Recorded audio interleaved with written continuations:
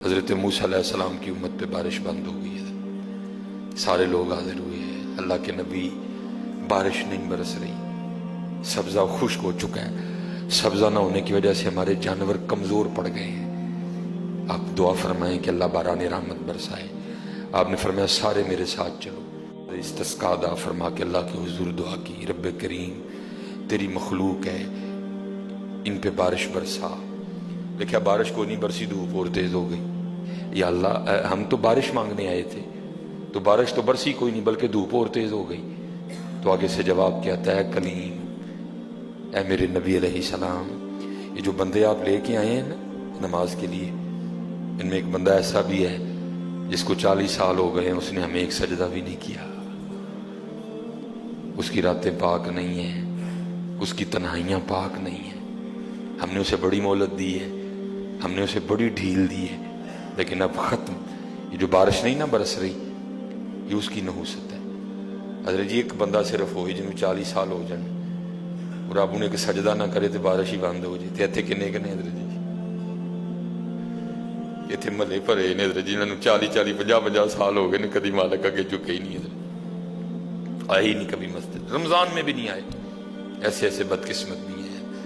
اور دکھ یہ ہے کہ ان کو اس بات کا دکھ ہی نہیں ہے کہ ہم سے بڑا بدقسمت ہی کوئی نہیں کہ رمضان میں بھی اللہ نے ہمیں اپنے گھر آنے کی توفیق نہیں دی ہے۔ وہ اپنے موبائل پہ، وہ اپنی گھڑی پہ، وہ اپنے تعلقات پہ، وہ کسی سوسائٹی میں اپنا گھر ہونے پہ بڑے خوش ہیں، لیکن ان کو اس بات کا پتہ ہی نہیں کہ اللہ ہم سے اتنا ناراض ہے کہ سب سے مسلمانوں کا خاص الخاص موقع، مسلمانوں کے سب سے خاص ایام، شہر رمضان الذی انزل فیہ القرآن، سب سے مبارک مہینہ مسلمانوں کا، اللہ نے اس میں بھی مجھے اپنے گھر میں آنے کی توفیق نہیں دی۔ وہ اسی بات پہ خوش ہے کہ میرے پاس آئی فون 13 پرو میکس ہے، وہ اسی بات پہ خوش ہے کہ میرے پاس بڑی قیمتی گاڑی ہے۔ اور یاد رکھنا پتر، میرے بھائیوں کاکیوں، سب سے اللہ کا سخت ترین عذاب، حضرت موسیٰ علیہ السلام باز فرما رہے تھے اپنی امت کو، فرمایا اللہ کی نافرمانی نہ کرو نہیں تو تم پہ فلاں فلاں عذاب اترے گا۔ ایک شخص اٹھ کھڑا ہوا، عرض کرتا ہے اللہ کے نبی علیہ السلام آپ فرما رہے ہیں اگر اللہ کی نافرمانی کرو گے تو فلاں فلاں عذاب آئے گا، میں تو جیسے جیسے نافرمانی کرتا ہوں اس کی نعمتیں مجھ پہ بڑھتی جاتی ہیں، مال بڑا ہے، بڑھ رہا ہے دن بہ دن، اولاد بڑی ہے، بڑھ رہی ہے دن بہ دن، تو پھر سزا کاہے کی ہوئی؟ حضرت موسیٰ علیہ السلام کوئی طور پہ تشریف لے گئے، جا کے اللہ کی بارگاہ میں عرض کی، اللہ میں تیری مخلوق کو تیری طرف دعوت دے رہا تھا،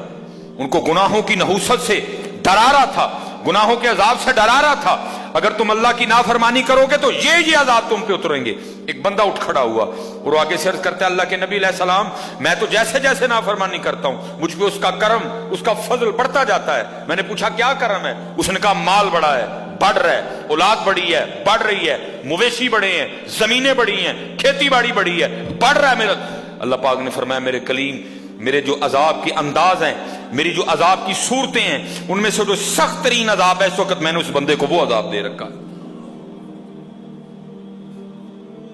عرض کی رب کریم کیا ہے تیرا سب سے سخت ترین عذاب؟ فرمایا میرے کلیم جس سے میں سب سے زیادہ ناراض ہوتا ہوں اس سے میں توفیق سجدہ چھین لیتا ہوں۔ اپنے آئی فون پہ خوش نہ ہو، اسی سوسائٹی میں گھر بنا کے خوش نہ ہو، برانڈ کے کپڑے پہن کے خوش نہ ہو، اصل شانوں والا وہی ہے جس کو توفیق سجدہ ہے۔